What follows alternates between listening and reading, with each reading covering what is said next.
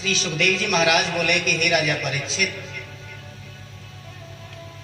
देवताओं की रक्षा के लिए परब्रह्म परमात्मा ने वामन का रूप बनाया। छोटा सा स्वरूप, हाथ में कमंडल, एक हाथ में छाता, शरीर पर यज्ञोपवीत, और राजा बलि के द्वार पहुंच गए। राजा बलि उस समय यज्ञ कर रहे हैं और राजा बलि ने मन में यह संकल्प ले रखा है कि जो भी मेरे द्वार पर आएगा बिना कुछ दिए उसे वापस नहीं भेजूंगा।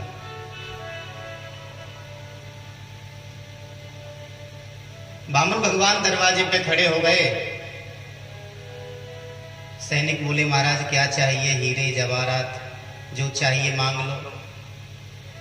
वामन भगवान बोले हमें ना हीरे चाहिए ना जवाहरात चाहिए, हमें तो राजा बलि से मिलना है। सैनिक अंदर गए, महाराज एक वामन स्वरूप है और आपसे मिलना चाहते हैं। राजा बलि वामन भगवान के पास आए। राजा बलि ने प्रणाम किया, प्रभु आपने बड़ी कृपा करी मेरे जीवन पर, आप मेरे द्वार आए हो, बताइए क्या चाहिए आपको? आप अभी छोटे हो, आपका विवाह हो गया क्या? वामन भगवान बोले विवाह तो नहीं हुआ। अच्छा महाराज आपका विवाह करा दे। हमारे नगर में ब्राह्मण भी हैं, कोई सुंदर सी कन्या देखकर आपका विवाह करा देंगे। वामन भगवान बोले ठीक है, और सब बातें तो बाद में हो जाएंगी, पहले विवाह करा दो। अच्छा जब हमारा विवाह हो जाएगा तो हम रहेंगे कहां? राजा बलि बोला महाराज इतना बड़ा नगर, कहीं भी आपको महल बना देंगे। ठीक है, विवाह भी हो जाएगा, महल भी बन जाएगा, तो बच्चे भी होंगे? बोले हाँ महाराज, संतान भी होंगी। उनकी पढ़ाई की व्यवस्था? बोले महाराज काहे की टेंशन लेते हो, हमारे यहाँ बड़े बड़े विश्वविद्यालय हैं, किसी भी विद्यालय में आपके बच्चों का एडमिशन करा देंगे। अच्छा विवाह होगा, मकान भी बन जाएगा, बच्चे स्कूल भी चले जाएंगे, परिवार बहुत बड़ा हो जाएगा, तो कोई ना कोई मरेगा भी। बोले हाँ महाराज, जो आया है सो जाएगा। बोले फिर रोएगा कौन? राजा बलि बोला महाराज रोना तो आपको ही पड़ेगा, रोने वाले कोई किराए पे नहीं मिलेंगे। वामन भगवान बोले राजन हम ऐसा काम ही नहीं करेंगे जिसमें हमको रोना पड़े, हमें विवाह नहीं करना। तो बताओ महाराज आपको क्या चाहिए? बोले हमें तो भगवान का भजन करना है, उनका ध्यान करना है, और केवल बैठने के लिए हमें स्थान चाहिए। बोले महाराज इतना बड़ा नगर है, कहीं भी अपना आसन लगा लो। वामन भगवान बोले राजन हम ऐसे बैठने वाले नहीं, ये नगर आपका है, ये संपत्ति आपकी है, और आपकी संपत्ति में बैठकर यदि हम भजन करेंगे तो इसका प्रभाव आपको चला जाएगा। क्योंकि जो हम सुबह पूजा करते हैं, पाठ करते हैं, शाम तक हमारे पास थोड़ा बहुत शेष बचता है। जिस कमरे में हम सोते हैं, जिसने झाड़ू लगाया उसके लिए फल चला जाता है, जिसने हमारे वस्त्र धो दिए उसके लिए फल चला जाता है, जिसने हमारे लिए भोजन बनाया उसके लिए फल चला जाता है, जिसने हमारे पैर छू लिए उसके लिए भी फल चला जाता है। जो नित्य पूजा करता है, पाठ करता है, जप करता है, कीर्तन करता है, स्मरण करता है, रात को सोते समय तक उसके पास में लगभग 40% बचता होगा। 60% ऐसे ही बट जाता है। और आप यदि किसी के घर चले गए और उसने जो है आपके लिए जल पिला दिया, भोजन करा दिया, तो संपूर्ण फल उसको चला जाएगा। अब थोड़ा विचार करके देखो, जो लेस मात्र भी पूजा नहीं करता वो कितना माइनस में जा रहा होगा।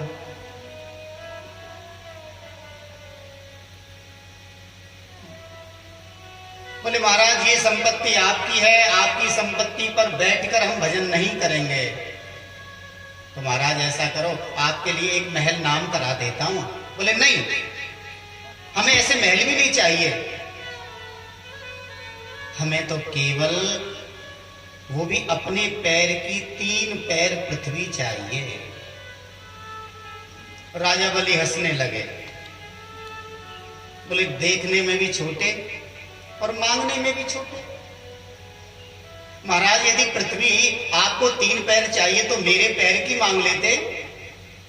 मेरे पैर बहुत बड़े बड़े हैं, आपके तो छोटे छोटे पैर, कोमल कोमल पैर। आपके पैरों की 3 पद जमीन कितनी होगी? बोले नहीं महाराज, हमें तो अपने पैर की ही 3 पग पृथ्वी चाहिए। महाराज कहीं से भी नाप लो। बोले दान देना भी नहीं आता? दान देते समय संकल्प करना चाहिए। पहले संकल्प करो। राजा बलि बोले महाराज संकल्प की क्या आवश्यकता है? मैं आपकी मापी हुई जमीन को वापस थोड़ी लूंगा। आपको दे दिया सो दे दिया। वामन बोले नहीं राजन, पहले संकल्प करो, उसके बाद हम पृथ्वी लेंगे। इतने में शुक्राचार्य जी आ गए। शुक्राचार्य जी ने वामन जी को देखा, समझ गए ये भगवान विष्णु हैं। राजा जैसे ही संकल्प लेने लगे उसी समय शुक्राचार्य जी ने रोक दिया। बोले महाराज ये कोई वामन नहीं है, ये तो भगवान विष्णु हैं, आपको ठगने आए हैं, ये छलिया है, इसको आप संकल्प मत करो। अगर आपने संकल्प कर दिया महाराज तो आपकी संपूर्ण संपत्ति को ये हरण कर लेंगे। राजा बलि बोले गुरुदेव आप मेरे गुरु हो और आपको प्रसन्न होना चाहिए कि आपके शिष्य के दरवाजे पर साक्षात भगवान विष्णु आए हैं। बोले भगवान यदि ये कोई साधारण ब्राह्मण हुआ तो अपने पैर से 3 पैर पृथ्वी नाप के चला जाएगा, और यदि साक्षात भगवान विष्णु हुए तो मेरा कितना बड़ा सौभाग्य है जो मेरे दरवाजे पर परमात्मा भिक्षा मांगने के लिए आए हैं। कितना बड़ा सौभाग्य।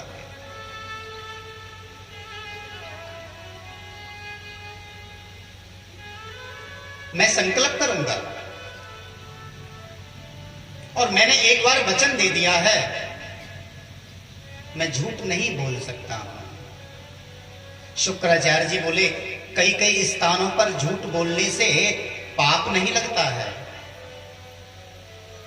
भागवत जी में 8 स्थान बताए हैं जहां पर आप झूठ बोल सकते हैं। किसी ब्राह्मण का वध हो रहा हो, ब्राह्मण की रक्षा के लिए, किसी गौ की रक्षा के लिए, किसी कन्या के विवाह के लिए, हमारी माताओं से बात छिपाने के लिए। ऐसा मैं नहीं कह रहा, भागवत जी कह रही है, क्योंकि माताओं को श्राप मिला हुआ है। जब महाभारत का युद्ध समाप्त हो गया तो युधिष्ठिर जी ने अपने पूर्वजों के लिए पिंड दान किए। कुंती भी मौजूद थी। जब संपूर्ण पिंडदान कर दिए तो कुंती ने कहा युधिष्ठिर से कि बेटा एक पिंड कर्ण के नाम का भी दान कर दो। युधिष्ठिर जी बोले, मां, कर्ण हमारी जाति का नहीं, हमारे गोत्र का नहीं, हमारे परिवार का नहीं, फिर हम पिंडदान कर्ण के नाम का क्यों करें? कुंती की आंखों में आंसू आ गए।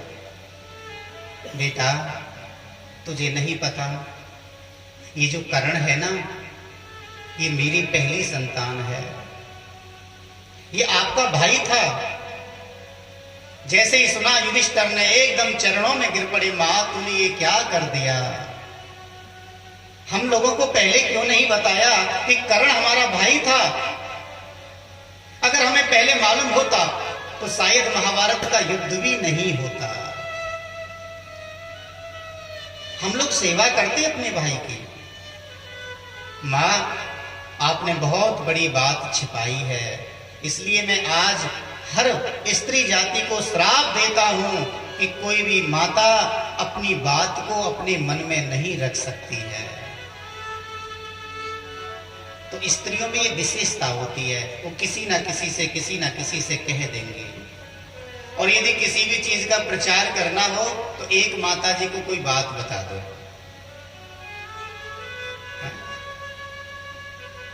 मैं गलत तो नहीं कह रहा हूं? एक को, और ये और कह देना, भाई बताना मत किसी को। अगर आपने ये कह दिया कि किसी को बताना मत, समझ लो आपकी बात का प्रचार हो गया। शुक्राचार्य जी खड़े हैं, राजा बलि ने हाथ में जल लेने का प्रयास किया तो जो गंगा सागर होता है, आप जानते होंगे, गंगा सागर जिसमें नली निकली रहती है, आप लोग क्या बोलते हैं उसे? जैसे लोटा होता है, उसमें नली रहती है पानी की, क्या बोलते हैं? सुराही? अच्छा अच्छा, हमारे ब्रिज में तो गंगा सागर बोलते हैं उसे। राम प्यारा, रामझारा। अब शुक्राचार्य जी ने क्या किया, एक छोटा सा रूप बना लिया और जो गंगा सागर की नलिका होती है उसमें प्रवेश कर गए। बोले, मैं अंदर जाके बैठ जाऊंगा, पानी बाहर नहीं गिरेगा। जब हाथ में जल नहीं होगा तो संकल्प कहां से लेगा राजा? अब भगवान तो सब कुछ जानते हैं। भगवान ने क्या किया, एक कुसा उठाई और उस नली में पिरो दी। जैसे नली में कुसा पिरोई, शुक्राचार्य जी की एक आंख चली गई।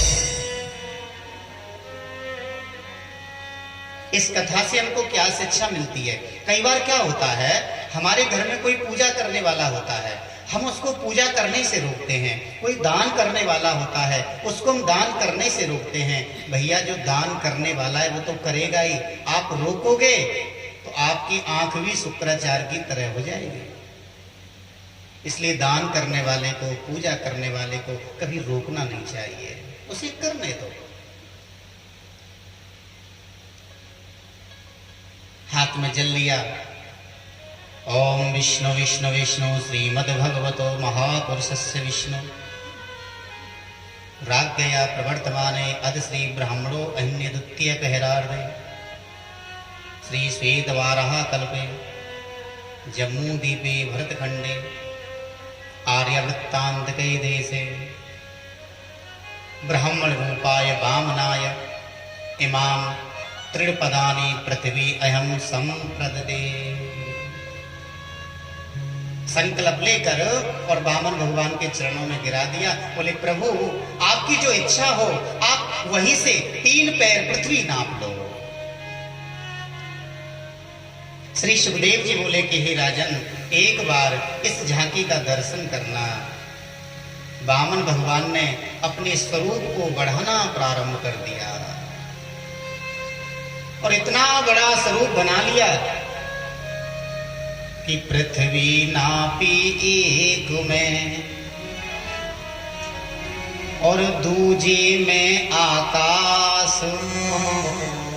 एक पैर में पूरे पृथ्वी लोक को नाप लिया जी, और दूसरे पैर में आकाश। पृथ्वी नापी एक में और दूजे में आकाश, तीजा डग कित को रखें, सब ही असुर निराश। एक पैर में पृथ्वी को नाप लिया, दूसरे पैर में आकाश को नाप लिया जी।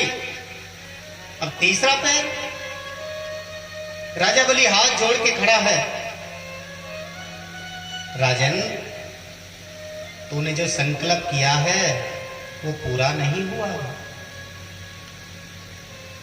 मैंने तो 2 पैरों में पूरे ब्रह्मांड को नाप लिया, अब तीसरे पैर का संकल्प कहां से करेगा? राजा बलि बोला, महाराज मैं आपसे एक बात पूछना चाहता हूं। आपने मेरी संपत्ति को नापा है, उस संपत्ति में मैं अभी नहीं हूं। प्रभु, अभी तो मैं बचा हुआ हूं। आप जो है मेरे को अपना बंदी बना लो। शुभदेव जी बोले कि हे राजा परीक्षित, एक बार इस झांकी का दर्शन करो। राजा बलि हाथ जोड़ के बैठा हुआ है और परब्रह्म परमात्मा ने अपना तीसरा पैर राजा बलि के सिर पर रख दिया। बोली वामन भगवान की। करुणा के सागर, दया के सागर मेरे परमात्मा बलि को बंधन में बांध लिया।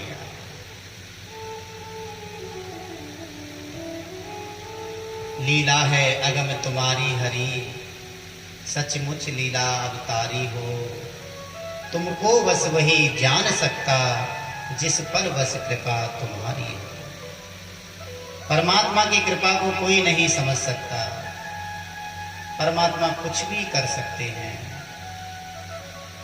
राजा बलि प्रसन्न है।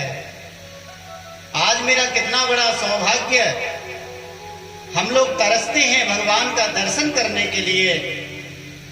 हम बड़े बड़े यत्न करते हैं, बड़े बड़े प्रयास करते हैं, परमात्मा को भोग लगाते हैं, परमात्मा के लिए हम पूजा करते हैं, और आज वो परमात्मा स्वयं भोग लगाने के लिए मेरे द्वार पर आया है। भगवान बोले, राजन आज तेरी भक्ति से हम प्रसन्न हैं। बता तुझे क्या वरदान चाहिए? राजा बोला, प्रभु मुझे कोई वरदान नहीं चाहिए। वरदान तो हम लोग मांगते हैं। अगर भगवान प्रसन्न हो जाएं तो वरदानों की लाइन लगा देते हैं। राजा बलि बोला, प्रभु मुझे कोई वरदान नहीं चाहिए, मुझे तो केवल एक वरदान चाहिए कि आप हमेशा मेरे महल में निवास करें, और प्रभु जब भी मैं अपने घर से बाहर निकलूं तो आपका दर्शन हो, और जब भी घर के अंदर प्रवेश करूं तो आपका दर्शन हो। प्रभु आपका दर्शन हो।